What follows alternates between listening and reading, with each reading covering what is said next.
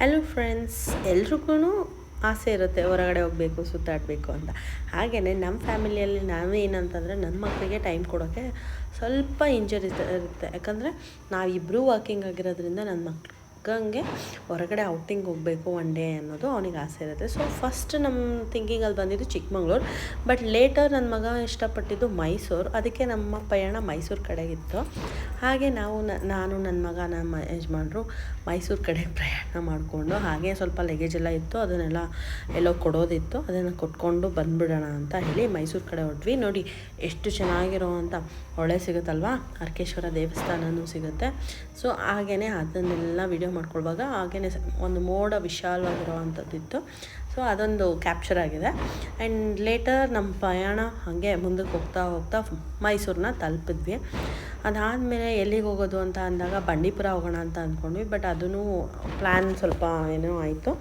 ಹಾಗಾಗಿ ನಾನು ನನ್ನ ಮಗ ಸೇರಿಕೊಂಡು ಓಕೆ ಅವನಿಗೆ ಇಷ್ಟ ಆಗೋದು ನೋಡೋಣ ಅಂತ ಹೇಳಿದಾಗ ಫಸ್ಟ್ ನಮಗೆ ನೆನಪು ಬಂದಿದೆ ಸ್ನೋ ಪಾರ್ಕ್ ಮತ್ತು upside down museum. So ticket ತೊಗೊಂಡು ನಾವು ಅದರೊಳಗಡೆ ಹೋದ್ವಿ.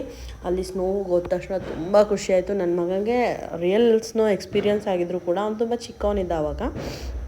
ಸೊ ಆ ಎಕ್ಸ್ಪೀರಿಯನ್ಸ್ನ ಇಲ್ಲಿ ಅವನು ಮತ್ತೆ ರೀಗೇನ್ ಮಾಡಿಕೊಂಡು ಅಲ್ಲಿ ಫುಲ್ ಅವನ್ನ ಆಟ ಆಡಿಸ್ಕೊಂಡು ಅದನ್ನೇ ಟೈಮ್ ಪಾಸ್ ಮಾಡಿದ್ವಿ. ತುಂಬ ಚೆನ್ನಾಗಿ ಎಂಜಾಯ್ ಮಾಡಿದ್ವಿ. Almost 1 hour ಮೇಲಾಯಿತು. ಅದಾದಮೇಲೆ ಅಪ್ಸೈಡ್ ಡೌನ್ ಮ್ಯೂಸಿಯಮ್, ಅದರಲ್ಲಿ ನನ್ನ ಫೇವ್ರೆಟ್ ಪಾರ್ಟ್ ಇವಾಗ ಏನು ನೋಡ್ತಾಯಿದ್ದೀರಾ ಅದು ನನಗದು ತುಂಬ ಇಷ್ಟ ಆಯಿತು.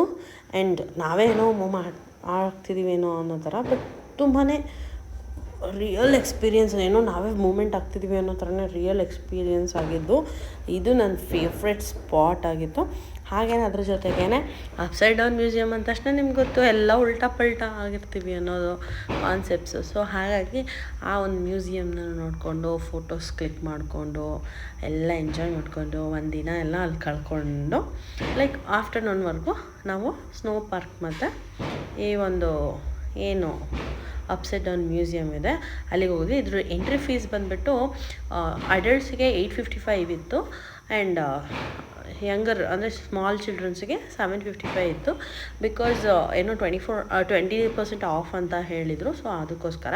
ಆ್ಯಂಡ್ ಅಪ್ಸೈಡ್ ಡೌನ್ ಮ್ಯೂಸಿಯಮಿಗೆ ನಾವು ಈ ಥರ ಎಂಟ್ರಿ ಆಗೋದು ಅದೆಲ್ಲ ಈ ರೀತಿ ಇದೆ. ಆ್ಯಂಡ್ ತುಂಬಾ ಚೆನ್ನಾಗಿತ್ತು. ನನಗೂ ಒಂಥರ ಹೊಸ ಎಕ್ಸ್ಪೀರಿಯನ್ಸ್ ಅಂತ ಅನಿಸ್ತು. ಚೆನ್ನಾಗಿದೆ. ಒನ್ ಡೇಗೆ ಆರಾಮಾಗಿ ಮಕ್ಳಿಗೆ ಎಂಜಾಯ್ ಮಾಡಬೇಕು ಅಂತಂದರೆ ಈ ಪ್ಲೇಸ್ನ ಚೂಸ್ ಮಾಡ್ಕೋಬೋದು. ಇನ್ ಕೇಸ್ ಏನಾದರೂ ನೀವು ವಾಟರ್ ಪಾರ್ಕ್ ಹೋಗ್ತೀವಿ ಅಂತ ಅಂದರೆ ನಿಮಗೆ ಅಲ್ಲೂ ಕೂಡ ಆಫರ್ ಇರುತ್ತೆ. ಲೈಕ್ ನಾವು ಹೋಗಿದ್ದಾಗ ಏನಾಗಿತ್ತು ಅಂದರೆ 20% ಇದರಲ್ಲಿ ಆಫರ್ ಇತ್ತು. ಅದ್ರ ಜೊತೆಗೆ ನಾವೇನಾದ್ರು ವಾಟರ್ ಪಾರ್ಕ್ ಚೂಸ್ ಮಾಡಿದ್ರೆ ಅದರಲ್ಲಿ 800 ರೂಪೀಸಿಗೆಲ್ಲ ಟಿಕೆಟ್ ಆಗುತ್ತೆ ಒಬ್ಬರಿಗೆ ಅಂತ ಹೇಳ್ತಿದ್ರು. So if you want to go with all these things you can go. But ನಮಗೆ ಬೇರೆ ಬೇರೆ ಪ್ಲ್ಯಾನ್ಸ್ ಇದ್ದಿದ್ದರಿಂದ ಸದ್ಯಕ್ಕೆ ಇವೆರಡನ್ನ ಎಂಜಾಯ್ ಮಾಡ್ಕೊಂಡು ಬರೋಣ ಅಂತ ಹೇಳಿ ಎಲ್ಲ ಉಲ್ಟಾ ಸೀದಾನೇ ಕಾಣಿಸ್ತಾ ಇದ್ದೀವಿ. ಬಿಕಾಸ್ ಅಲ್ಲಿದ್ದಿದ್ದು ಆ ರೀತಿ ಇತ್ತು.